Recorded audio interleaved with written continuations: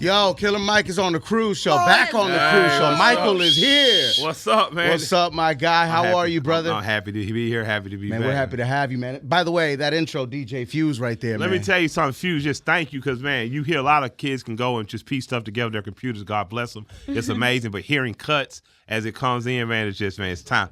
It's what the 9-year-old me always dreamed of. Thank you. It means the world. That's amazing. Yeah, respect the DJ, am I right? Yeah, respect the DJ. Respect man. the DJ. Shouts out to my DJ, Trackstar, the DJ. Trackstar, what up, Trackstar? Yeah, dog, yeah. Trackstar be calling me like, man, I picked up 2 gigs. I'll be like, my job is done. if your DJ can make money when you're not on the road, that's then right. you've done your job shouting out your DJ. It's like sending your kids off to college, right? Absolutely. Yeah. Killer Mike is here, man. What an honor, what a pleasure, man. Grammy nominated 3 times. Yep, Look at 3 times. you. Congratulations. Thank you so much. That's major. I want to bring it home though. I ain't gonna act like, you know, I made the playoffs, but I ain't won the ring yet. I want the ring. You want the ring, my guy. Yeah. So if y'all know somebody on the board, nudge them, or just out there in public, make a heck of a lot of noise about it. You know? I think DJ Head might be on the board. Head, yeah, we're up. Listening. We're up for best rap song, best rap performance, and that's Science, and that's but the one I want. I'm not even gonna be shy about it. It's best rap album. Well, I know why. Yeah. Because there's so much truth. Absolutely. There's so much pain. Thank you. Come on, prove. There's so much grit in this project. Tell them. I don't want to tell them. You so tell it's them. yours. It's yours. I don't want. And in fact, if y'all out there listening, I don't want to tell them. I want y'all to tell them. Listen, there's blood that spills out of this project. Absolutely. It's crazy, Absolutely. bro. It's what rap is supposed. It is what. This is rap music. It's what we grew up on with. It's what it's supposed to evolve into. Nah, and, you know. In 2019. Nip was God Bless the Dead. God Rest in peace, Nipsey Hussle, right? Our brother. He was nominated for Best Rap Album. Yep. Didn't win. Lost to Cardi B. Should have. He was very classy about it. Yeah. Are we expecting a classy? No. Killer Mike if he loses. And I love Cardi. I'm a Cardi fan, but I'm saying don't expect grace out of me, and not because I care. I'm gonna tell y'all something out there today. I've seen rappers time and time again win this award and say, well, I should have got Best Pop Album, or I should have got Album of the Year, because they want the accreditation they deserve from the bigger audience. But I care. I care about the rap audience that's listening. I care about the kids that are now 60-something years old that started in the parks in 1953. I care that they know that their legacy is in good hands. I care that the kids in the late 70s, early 80s, everybody from Grandmaster Flash and Furious 5 to Sugar Hill Gang to Run DMC and the Fat Boys, I care that y'all care that y'all know some kids was listening. I care that Nas, who I'm nominated against, knows that what you gave me in Illmatic and it was written, I took it and I nurtured it over 30 years, and I grew it into something that can be competitive with you. I care. I care about the rap album of the year. I win this. This is a life highlight to me. This ain't just, well, I could have gotten the other one, I should have gotten the other one. This is absolutely one of the pinnacles in my life. This is it. This is why we do it. It means that right? much to me. Yeah, absolutely. And I love hearing that, some artists, you ask them, and it's like, it's a trophy, whatever, right? And I think they may be suppressing their excitement. You ain't gonna see no pictures of me peeing on it. I ain't gonna be using it as a door stopper. You know, and I say drinking that. Out of it? I won't even do that, because the first one I won, I spit a heck of a verse on a song called "The Whole World." I certainly deserved it. I don't have no qualms with it, but I gave it directly to my grandmother. It never saw my house. And my girl, she died on me like 11 years ago. But there's a picture that Jonathan Mannion, greatest hip hop photographer, one of the greatest photographers ever. Jonathan took a picture of me and her in her living room. She said, "Hold on, baby," and she left. And she came back with a wig on and her teeth in and a I like rap music shirt. It's a very famous picture. People have seen it, and it having the ability to walk away with 1, 2, or 3, and I want that rap album of the year Grammy, to walk away is just, to me, an honorarium to her to say it worked out, Betty. Yes, sir. Baby girl, it worked out. That'll be full circle. So for me, I want it for those selfish reasons too. I want to put one next to hers and say I did it again. Oh yeah. Are we thinking about our attire as well? That's important as well. I'm a dress. Right. I'm a dress like a villain, in a bad guy movie. You gonna see me in a big tux, That's right. My man, Christopher Grace, actually the guy who's responsible for dressing me over there in the corner. He got me looking sharper these days. So my God, shouts out to Chris, and thanks to T for introducing me to him. Shouts out to her. Yeah, too. man. So Michael, the album cover, let's talk about it. It's a young Michael. Yeah, 9-year-old. 9 years old, right? I see the halo. I see horns in the back too. It's a mischievous little dude, man. Mischievous little dude. Man. We all were, right, as kids. That's where we were in life. That was the beauty of it, man. I was. Things were happening with our bodies. Yeah. We're I didn't know what I liked more at one point, G.I. Joe or Playboy.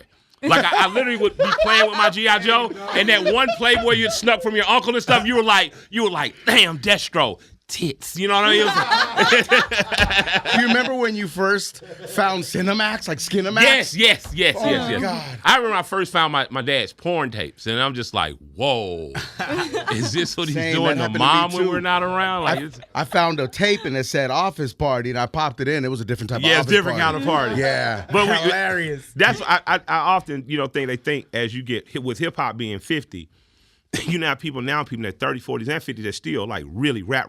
But man, it's so much to rhyme about in terms of the times you came. We came up in the time of Porky's, Luke and the 2 Live Crew, NWA, and look what you've evolved into. A house dad with a half-built muscle car sitting on the sofa. We turned into Al Bundy. That's a lot to rap about. You feel me? Polk high, baby. All day, man. Yeah, so it's all that to say, man, my OGs out there, man, don't, you know, we got some friends, we don't even remember what gray hair looked like on them. They died so young. So take your muscle cars out on the weekend and cruise. And have a great Put on time. your fitted cap, your Nikes, cruising around with your babies. Come on and now. tell your old lady to stand in the middle of the living room floor and dance. You know, Yes, sir. don't let that 9-year-old and you die. Yeah, man. You know, on the project you talk about suffrage, right? Was there therapy? Was there I some see a kind of form of therapy? I see a therapist, but music is my therapy. Yeah. You know, like I see, like I pop up, I had a black woman who really understands the plight of black maledom and my community, and I have to talk to her just because you don't want your head to burst sometimes. But ultimately, my therapy as an artist is translating whatever emotions I feel into art. Yeah. You know, the ultimate therapy is me to get it out so I can stand away from it and walk and look at it. So, you know, I thank God for putting music in my life because it has been the ultimate therapy. Man, and what you do, what you install in these fans of yours, They the you know, best. you said this off air, they're a different breed, and they really are. Yeah. They really are. These are fans that become bigger than I don't even call fandom, I them fans. believe. Yeah, I call them supporters. You know, fans, it's when you support. get cold, It's a your system. fans cut off. Yeah. You'll run fans all summer while you're hot. The minute it gets cold, what your wife say, man, turn the fan off. But a supporter is someone who's there. They become a system, a support system. Exactly. Sure, And it turns into a relationship of supporting one another. You know, when you walk in a room and see a Run the Jewels t-shirt, man, you smile because you know you're a member of a fraternity. Yeah. You know, and a sorority that Yeah. other people might not. You know, Fight Club, first rule of Fight Club. I don't talk about Fight Club. You know what I mean? And I have been so many places where that's happened. I took my children down to this private beach down in Florida.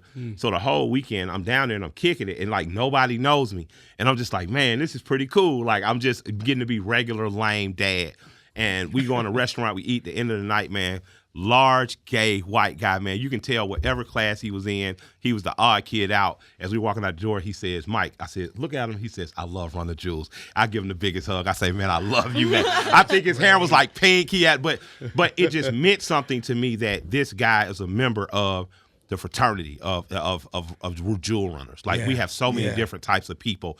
And Michael, my album, is really just an origin story to the character that's Killer Mike. Sure. Yeah. That this Sure. 9-year-old kid Yeah. creates in his head, I want to be the baddest MC in the world. That evolves into Almost like a prelude, right? into the Killer Mike, and I look out in the audiences and this very black Atlanta American experience that's a worker class experience regardless of race. But I wrote it from the perspective of who I am. As a black kid who grew up in Atlanta, it resonates with people of all different races, ethnicities, nationalities, sexual origins, and I'm just like, man, thank you. Like looking at the universe saying thank you because it That's what makes it's about. sense. Yeah, it makes sense. Makes sense. The beat selection is crazy. Thank you. We were just Thank you. talking about that. Cause right? like you're my A&R's in here somewhere Nah, too. man, Me but and the him. beats sound custom for That- you. man, You that's know how what- like that's certain what- scripts are written for certain that's actors? what we did, man. That's exactly what happened here. Yeah, it took us 2.5 years to make it. It won't take us as long to make the next one, but It took a while. yeah, it took a Michael. while because it had to be perfect. I've had a successful 10-year run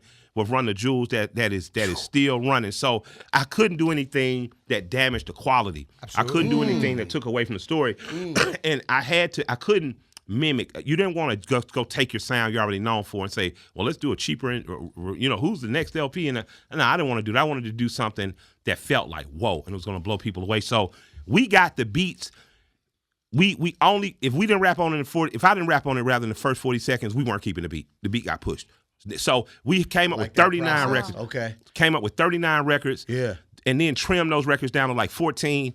And the thing was when we got it to where we got it to in terms of the ceiling, it was one of the greatest mixtapes you've ever heard. And then I remember No ID told you call them. whenever you're ready and do the record. We called him, we flew out here, and then he taught us, this is how you make a superior mixtape, a instant, timeless classic and a generational An entity, statement. right? Yeah. So, you know, whether it was Aaron Allen Kane or Lena Bird Miles on the vocals, whether it was Damo on the bass or Agape on the guitar, we went with a cast all the way through like a Godfather. You know? Scientists and Engineers is crazy, man. Thank you, man. Holy shit. It's an amazing one, right? Come on now, man. Yeah, man. Future Andre 3000. Dungeon Family. Killer Mike. Dungeon Family. Dungeon Family? Man.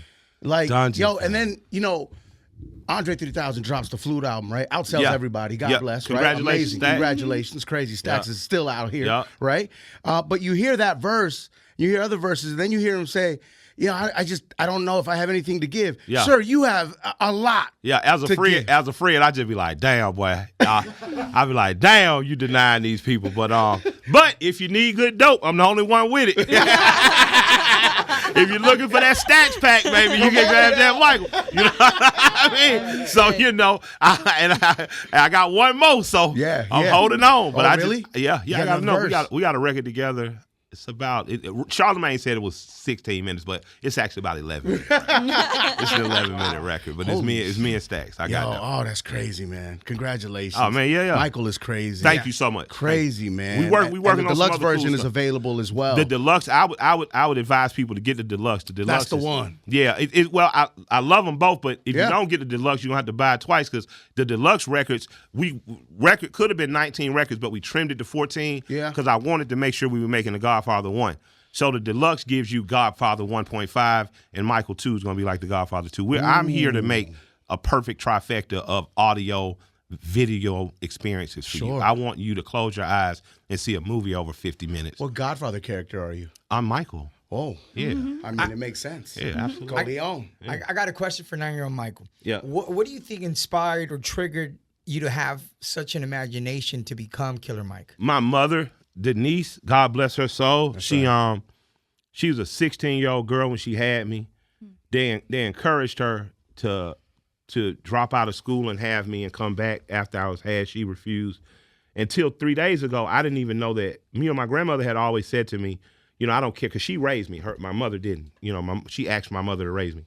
And she would say to me, you know, you love and honor your mother. I don't care how you feel about her or what arguments you guys are going through, because she could have had an abortion. That was my grandma. She was an old country lady. And I used to be like, this Yo, not so what you raw said. and This real, not man. what you, but I found out from my aunt, my grandmother's sister, 3 days ago. My grandmother and her were all nurses, so they're all, you know, medical professionals. When abortion became legal, my grandmother had at some point considered it an option that my daughter get an abortion so she can go on and live a full life. And my auntie says, way up, and Betty didn't kill you. Now, I'd always heard the story that Denise chose not to, but my aunt helped me realize that my grandmother could have said, no, you're going to have an abortion. And So my song Slumber that pops up, and when I had to do that, it's relevant in a way that I didn't understand. And I just meant to honor my grandmother. Got jagged edge on it. Yeah, man. My mother, she was the reason that I became an artist, because when I came to her and told her I wanted to be an MC, she was smoking a joint. She pulled it out of her mouth, blew some smoke, said, fuck it, let's go. That's awesome. That's real. That's what so Denise released in gangsta, 1984, she said. Wow. And that's that support. That's all you need, right? That's it. the blessing All the you kids need is confidence, especially that's it, to people out there with children that are not the predominant whatever in your section. All your children need is the confidence to know that they're competent to accomplish anything, and anything is possible. You know, trying to limit children early is to me the biggest barrier to individual and collective success. I believe it's detrimental. That's it. It is absolutely. Like if your kid's walking, it's like when they're a baby, they're gonna fall, and you gotta accept that all the way through life and encourage them the whole way through. My oldest son is a skater. He asked me to buy him a skateboard at 9 years old. I had no idea why, but I had heard that Paul Rodriguez did it for Paul Jr. And so I did it too. And my son to this day is one of the most decent, integrity-filled human beings I've ever known, because that community that helped me raise him, because I was on the road, is filled with those kind of people. There's a brotherhood there. Absolutely. Yeah, and it's love, and it's they look out for each other. He was just out here with Tony Hawk. Tony had called me doing the X Games or whatever, just like, hey, that date with Malik just to hang out and skate, man. I got you. I was like, for real? He was like, yep. He just sent him out. And sitting him out, my kid got to hang at the X Games. And I was just like, what? That's a hell of a story. You know what I mean? To take that for. Great coach. Pop's got the juice. Yeah, like You know, Garcia's kids grew up skating. You guys were skating. It was a big part of your life. Yeah, for sure. I mean, you got to let them explore because they're going to find out what they don't like as well. Absolutely. And if you box them in, then they'll never figure out what they don't like. And they may play soccer from 5 to 10, but then at 10 realize this shit ain't for me and go find basketball and then have more passion. I was supposed to be a B-boy. I just couldn't figure out that backspin to save my chubby life, man. And I could do a windmill or a flare. Oh, man. I had to give up. Shaq can do a windfield. I'm just like the physics of Shaquille O'Neal. Cuba Gooding Jr. can still break. Yes, and I'm just like, what's wrong? And God is like, I meant you to be a rapper. You know what I mean? It's our bellies, Mike. Yeah, you know, man. It's all good. And but then you see those two chubby kids. It's two Latino brothers that got to be in their 40s. They be breakdancing. I don't know if y'all ever seen them. Like Houston, They be Texas. they be killing it, man. I'm just like, God is just, you're going to be an MC. You're going to be Grammy nominated. Thank you, God. Yeah, that's right. What's up, Legend? No, first of all, thank you for that beautiful message. Someone's going to watch that and it's going to inspire them to be themselves. Yeah. At what point do you realize in your life that being who you are, is a superpower? Man, you know what? Like I think on some level I'm still accepting that because I didn't. My grandmother just told me that's what you're supposed to do. Yeah. So the person I am is based on these two old people that really supposed to be chilling and enjoying their retiring. And their last years, they just poured all into me and two little girls and two of my sisters. And I haven't realized it was a superpower because I never used it. Well, I guess it is because I try to use whatever charm or grace or gravity is given to me to help a greater community of people. Mm-hmm. But I guess, I don't think I'm extraordinary. I think I'm more like Bruce Wayne. I think I'm a regular guy trying to do good. You know what I mean? Mm-hmm. And I happen to mess around and tripped into some money. But, some days I feel like the Joker. I just want to let everybody know it's a sham, and burn it to the ground. But I also, like, I'm not picking up a vibe. I don't think you've ever had that vibe of trying to be someone you're not. You're just you. Well, when you're a kid, though, you aspire to be to other stuff. So, I went through my eras of wanting to be other things. And then you try it, and like you said about the kids, you're like, well, this ain't me. You know what I mean? Like I sold drugs, but I ain't a drug dealer. You know what I mean? I mean? I knew, like, I still carry a guilt and a remorse with me that I knew I'd have at 16 when I wanted them Jordans. Wow. You know what I'm saying? But I let my want for those Jordans supersede my morality. You know what I'm saying? Sure. Yeah. So, and now at this age, that's what I rap about. You know what I'm saying? So have you forgiven yourself for those cocaines? I have. I mean, because none of us knew. Like the parents that got addicted to people out there whose parents or aunts or uncles may have been addicts and stuff, they didn't know. They was listening to Donna Summer or the Gap Band and chilling, and someone said you want to do a line. And they didn't know that their genetics would predispose them or their sensitivity would predispose them to become addicts. So, you got to forgive them so that you can learn how to deal with your children, because your children are a generation of children that are being prescribed drugs earlier. Mm-hmm. Your children are children in which codeine and Oxycontin, a lot of their parents have done these things, and now the kids don't understand I have a predisposition to addiction. Like, I remember seeing all my children now, like, hey, one of your grandparents was an addict. And I need you guys to understand that even something as simple as alcohol is going to affect you differently. Sure, yeah. Because it's something I've had to accept. It's in your DNA. It's in our DNA. DNA. Yeah, exactly. So with me, man, it's just what the guy said on something, we just ordinary people, man, so that's it. I try my best to stay in that realm, but I understand with power comes to responsibility, so I try to give it out, and I just try to stay encouraging folks, and I accept encouragement, so I appreciate y'all. Yeah, man, yeah. So, on Michael, Ty Dolla $ign is on it. That's our Ty, guy. shouts out to Ty. Blast is on it. That's our guy. Shouts out to Blast. Crazy? Yes, thank you, man. Yeah, thank you, man. Very melodic. Fouché came in and showed love, man. Yeah. It was amazing the amount of people. Cash Page. I didn't know any of these people. I was already fans of Ty. Blast I had met and became a fan of. Blast my man Will. man. He sent me his record, man, Horses in My Stable almost got me put out my house by Ty. Like, that record, I just wouldn't stop playing. But if you guys hadn't heard that, that's one to hear. Yeah, but man. For me, man, the outpouring, whether it was Black or Jacquees or T.I. or J.I.D., these people heard the album and literally said, I want to be here, I want to be there. It wasn't where I had to chase or convince as much as they found some type of inspiration and lent themselves. So I just wholeheartedly just say thank you, and I appreciate you to them. You know what I mean? I really do. Everybody came through. Yeah, man. And everybody hit it out the park. Yeah, man. Yeah, bro. They really did that. I think back to the All Day I Dream About Sex, right? And that drop and that run. I remember that run. I met you during that run as well in Vegas at a radio station I was working at. And it's a different Killer Mike. Yeah. I mean, that wasn't my record either. That was like sure, but there's growth there. Yeah, though, exactly. I was a kid. right? I was I didn't know. A kid, yeah. Yeah, and I wasn't, particularly bad or disrespectful. I just didn't. It was the lights were on, my eyes wide open. I didn't know where the hell I was going. Or what I was doing. And correct me if I'm wrong, but I think there was a little chip on your shoulder, right? There was. Yeah. I mean, I was being forced to do a record that I didn't want to do. I was misunderstood by the major label I was at. Like, I'd be coming in to have to smile and kick it with y'all, but right before that, the label's telling you got to change your name. They're never going to accept Killer Mike. And then, 8 years later, you're doing, 10 years later, you're doing a Bernie Sanders campaign, and the same people coming to you like, Killer Mike, I just think it's amazing you overcame the name. I'm like, it was never anything to overcome, stupid. You just weren't confident enough in it to walk in a room and say it with your chest out. Feel me? You know what I'm saying? Like, real G now. shit. Like, if the representative is meeting you, they got to walk in with the full confidence and sell this artist. And I just realized I wasn't getting that. And I was frustrated, and I was, I was different because I didn't know how to fully be me, or, and I didn't, I hadn't found. There was a lot to figure out. Yep. And now it's figured out. And here we are. Because what you really figure out is you never figure it out, but you got to be the truest version of who you are at the time. That's the superpower, G. That's it right there. That's what I'm talking about. That's it right there, man. That's it. Jack, what's good, Jack? When you talk about your mom, you have this like glow to your face, and it's also like so refreshing to have someone in here that's like so about rap and being genuine about it. I love it, man. I love it. Mm-hmm. What do you think your mom would think about this? My mommy Denise, Miss Salt and Pepper. My mom was a florist, a lover of disco and bands, and a drug trafficking, amazingly brave woman. That was my girl.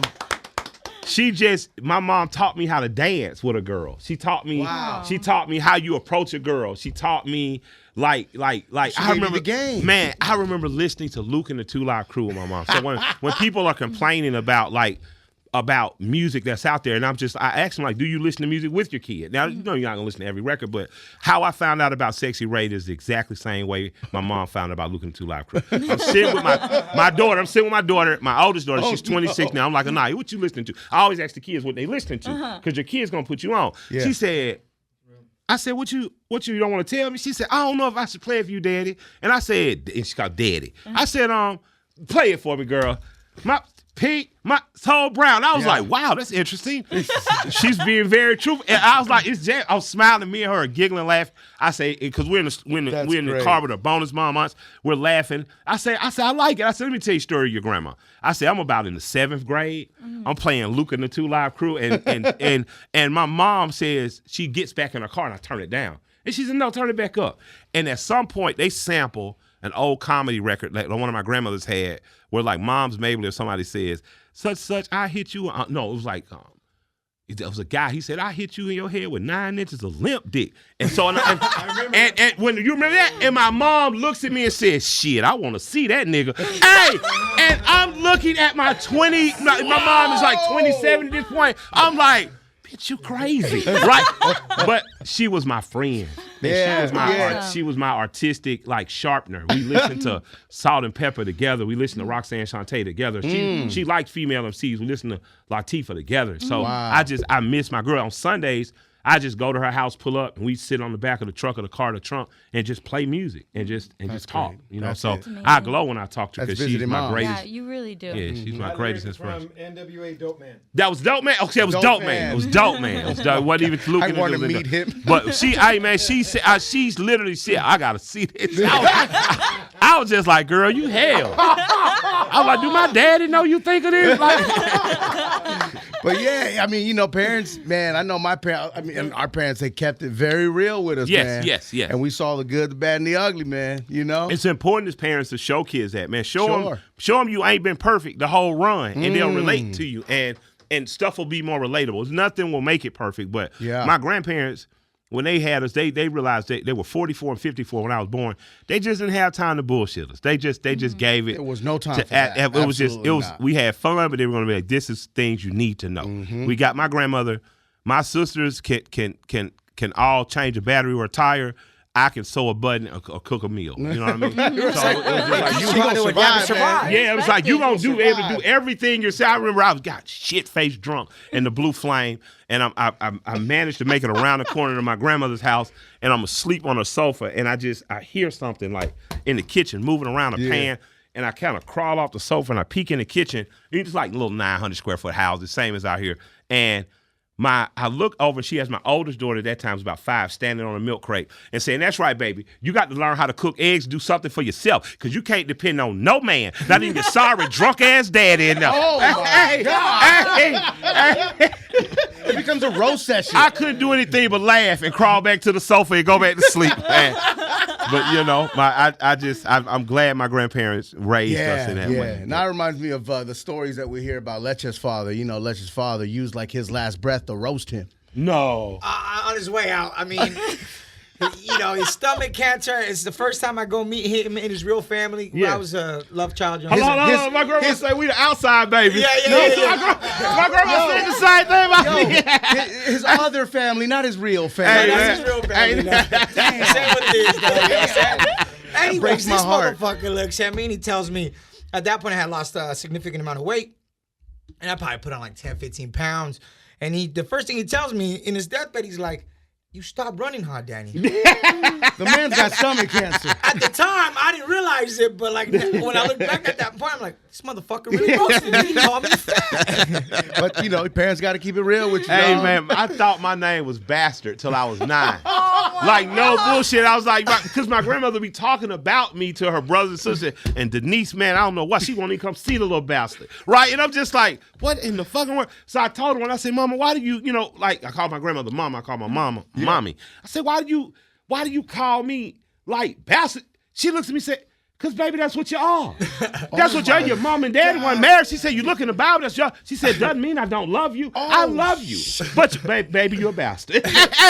That's that biblical realness. That's what, exactly. That's when the Bible and the dictionary became my friends. I was like, I got to understand language in a way that doesn't offend me anymore. Yo. And all my sisters, my parents were married when they were born. Yeah. And I'm just like, yeah, I am truly your mom and grandma could have dropped a crazy project. Oh, man, the Betty and Denise best podcast. It would have been amazing. It would have been amazing. It would have been amazing. How's the vegan restaurant? Man, well, we don't have the vegan one. The vegan restaurant is Pinky. Shouts out to Slutty Vegan. Okay. And her husband, who owns Big Dave Cheesesteak. So I'm just like, it's a hell of a marriage. That's like George Carver. That's like a Republican and a Democrat being married. But my wife and I have Bankhead Seafood. I'm in partnership with T.I. We bought and 50-year-old restaurant called Bankhead Seafood. Yeah. And we are going to have some vegan options on there for you weird people who hang out with meat eaters. I don't know why they treat y'all like y'all the weird people. Y'all be so cool. Y'all like, y'all just got Brussels sprouts and water. Right. And everybody be acting like y'all shouldn't get Brussels sprouts and water. You know, but we opened right at the first of the year. My wife, Shay, has done an amazing job. Her and Crystal Peterson have done an amazing job at spearheading the project. So it's me and Tip are going to get the credit. Yeah, but these two women have done it. That's amazing. T.I. and I are happy. T.I. right down the street, not a half a mile down up the street, he has the Trap Music Museum. So when you guys come to Atlanta, he has a Trap Music Museum and he has Trap Music Cafe where they do comedy and stuff. But you can come to Bankhead Seafood, and then right down the street, about another mile down, he has 153 unit affordable housing units he just built out. So Atlanta, man, the athletes and entertainers there are working very hard at becoming a business class in their community. Sure, and I'd like to challenge LA's city council, LA's mayor, and the local political and neighborhood leaders around LA to make it easier to make more Magic Johnsons. And Magic Johnson is a hero of mine because I cheered for him as a kid running up and down a court, and I saw the economic difference he made in my city by opening up a theater, opening up different coffee houses, things of that nature, but by being a business person. He gave example to people like Big Boy, who's an amazing business person, to people like T.I., to people like me. And I want to challenge local municipalities to invite athletes and entertainers to become a part of the business class and school and mentor them and watch your cities, grow. Yeah. What's in the middle of that? What's in the way? Bullshit politicians. Is lobbying groups from corporations that are bigger. I hear too often from people what rappers and entertainers and athletes don't do. All right, so let's make it possible for them to do it. Let's pressure local politicians. Maynard Jackson was the first black mayor of Atlanta. He made it mandatory that to do business with the city of Atlanta, your company had to be have 29% black interest or ownership. And all of a sudden, and there was a black man who was over procurement. All of a sudden, you see an explosion in the black middle class. We already had a great black working class and lower middle class, but you saw an explosion in the upper middle class as well. That's possible in any city. But it's only possible when terms of contracts and procurements go to who they should be allocated to. The feds have contracts that they mandate should be to black and brown people, should be to small business, should be to medium-sized businesses. If the people who get the money on a state and local level are not adamant about seeing that happen, and if we're not adamant about fostering partnerships that see growth and development from the private and public sector, what we get is the bullshit we got. And we can get better bullshit than the shit we got. Yeah, right. The bullshit we got can be fertilizer. There's better bullshit out there. We need that. It's going to be bullshit, but it's better bullshit. But the better bullshit grows something. It becomes fertilizer. The bullshit they got only sends them to resort meetings and they talk about bullshit and they come back and they say, I got the flower. I want the bullshit without the headache. Yeah, exactly. So I want to challenge, challenge your local municipalities to do that. Yeah. Hey, it was crazy with Keith Lee. What happened with Keith Lee in Atlanta, right? Oh, yeah. I didn't think much about it. But yeah, he went out. Hey, man, there's a Chick-fil-A and Waffle House is successful for a reason, and I think that because both of those are Atlanta restaurants. Yeah. And you ever been to Chick-fil-A? I have. You ever went to Chick-fil-A in a bad mood and left feeling better? Hadn't eaten shit, but they were like, "What's your name?" Man, welcome. And you was like, "Damn, I got everything except like a hand job. This has been amazing." You know what I'm saying? Like, I'm just like, this is a fucking amazing. So I think. You ever been to a Dutch Bros? Apparently, that's how it is at Dutch Bros. Really? At Dutch Bros? No, I've never been. A Dutch Bros is like they will ask you about your personal life. I don't know if I want a hand job from the Bros, but you know. So what are you doing today? Like, how are you feeling? I loved it. Yeah. You should go to a Dutch Bros. I think shouts out to Keith. I think that the hidden gem in what he did was that he just showed us that we can always do better in terms of customer service. And so, absolutely. I mentioned the Chick-fil-A and the Waffle Houses because these are two restaurants that started in Atlanta. They've all 60, 70, 80 years old maybe at this point. But what people love about them is the customer service. So I just want to say to every young business person, I own barbershops. A franchise of barbershops is growing. The first 5 years are just spent apologizing to people and saying, hey, we're on a strive to get better because we had to unlearn barbers some bad habits they had. Before you sit in our barber's chairs, they're going to be cleaned and wiped. Yep. You're not going to sit down in someone else's hair. Hair is not going to be at the floor when you sit there. Our barbers are going to wash their hands before and after. Just that type stuff. You know? Yeah. Maybe some gloves. Absolutely. Right. If you want, I don't always like the gloves. It feels like a rubber's on my face. You know what I mean? That's you know what I mean? You're like, this just went somewhere else. So I just wash your hands from me. You know what I'm saying? I mean, you got a Trojan. It's like, why does it feel like a Magnum is on my eye? Fat finger barber. I'm sick. Your thick fingers, man. Yo, let's talk about real quick Greenwood and Kinley. Greenwood, man. And the importance of this. Yeah, there's just a need. Greenwood is a fintech company that partners with other companies and banks and investment groups and things of that nature to get people who usually would be left outside the economic can-doism circle and lets them in. Nothing that's been as satisfying in the past few weeks is going to a couple gas stations and having people say, no, I'm going to pay for your Snickers bar and your water when they pull out a Greenwood card. Greenwood is about to roll out some new things that in the lending market that are going to help people with unconventional business that the people in this room, that it may not be as easy to get people from the poor and working class. So I'm very proud to be a part of Greenwood, proud of what they've been able to do in terms of the employment staffing agency they picked up, in terms of the partnership with the Gathering Spot. I'm looking forward to our growth. And I want to tell people this. If you don't like Mike, and if you don't like Greenwood, if you don't find a small bank or credit union that you do like and build a relationship with them. And the reason I say that is because a lot of times we live in an era where ideologically people might not like who you voted for, so they don't like nothing you ever stood for, right? But I want people to understand that what I want you to do is focus on being hyper-local. And when you do that, the butcher shop that your parents went to stays open because you shop there too. And as much as I love Whole Foods, I still like going in a regular vegetable truck and get my vegetables straight off that truck. And I know it's cool to eat soup in your Balenciaga sandals or your fuzzy Uggs and talk in the middle of, whatever the latest juice bar fashion, but it's nothing like going to that old lady that was juicing in the 80s when no one cared and making sure her business stays open. So go to your credit unions, go to your small banks. One United is a black bank out here, one of the largest black banks. Go to One United, go to Carver if you're out on the East Coast. Go to these other banks that focus on as well. Yeah, these banks are going to be the banks to give your kid their first shot. You know what I'm saying? These banks are the ones that train you how to deal with big banks. So I just want to tell people, thank you for supporting Greenwood. The growth and explosion has been amazing. And I want to tell people who might not necessarily want to or be around with, find something small or medium and put your money there and put some investment there. It's important to know. Because it's going to grow your community. Yeah, sure, man. Yeah. You met Aaron briefly off air, right? Yeah, Aaron, man. What up, brother? Step to the mic, Aaron. I like that T-shirt. This guy is a fan, man. Yeah, thank you, Aaron. Big fan, absolutely. I discovered Run the Jewels by working at a record shop. I was actually hired as their resident punk rock heavy metal guy, but most of our customers were buying hip hop. My manager, who was a buddy of mine, he's a huge hip hop head, so I was like, yo, you got to let me know what these people are buying. So the first night that he's like, all right, I'm going to bring you in. I'm going to bring you under my wing. Yeah. Our boss didn't like this to play stuff over the PA that wasn't like on the shelves, like really, or like, so he's like, I'm put on this guy, Run the Jewels, check this out. Yeah. And the women in the store started dancing. And they were like, that's good to hear. Like, this is Run the Jewels, right? And I'm like, I think I need to know who these guys are. And from then on, like, it just, like, RTJ3 came out, and then, of course, 4, and then, the pandemic hit, and we wanted to see you guys. And then once this show, at the 10-year anniversary, crazy. It was a party every night, and it was just the people you brought and just the vibe and like a dream come true, and enjoying your drinks and just smoking with people, hanging out. It was beautiful.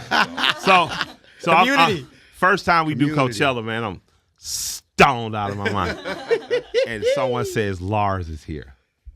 Oh my God. From Metallica. Come on, you know what I'm talking. So 87. As a kid, all I'm listening to is NWA and Metallica. Yeah. You know what I'm saying? In your head, you're listening right away. Enter Sandman starts, right? Yeah, right away. And I'm just like, I go from being overly confident we're about to kill shit to, oh my God, I don't have any clothes on. This is, I'm naked. And just hearing him there, knowing they watched and having him show love. Just like, oh my God. Did you get a chance to speak to him? Yeah. I wasn't gonna let him get I'm a big fan of yours. I love it. Man, we're walking at the NME Awards, and we see it's Jimmy or Robert from Zeppelin. We see and wow. we run the steps. Running the steps ain't easy for me, Bubba. And when we get up there, I was just saying, I'm sorry to bother you, but we gotta get a picture. So man, the rock world has meant a lot to me. Getting a chance to open for Rage, you know what I mean? Like it meant the world to me. I wanna be able to like just do what Outkast did to me was so amazing. I saw them open for Moby.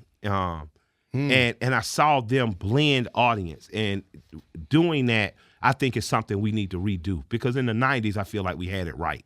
Yeah. I saw Cypress and Red Hot Chili Peppers on the same bill. Yeah, you know what I mean? And I think that our kids, I think we were better off for it. I think we were more cultured for it. So I'm glad that we were your introduction to hip hop. Yeah, I'm glad to meet a fellow rockhead, because my dad introduced me to Zeppelin and Black Sabbath, and I think he's a great. I got two dads.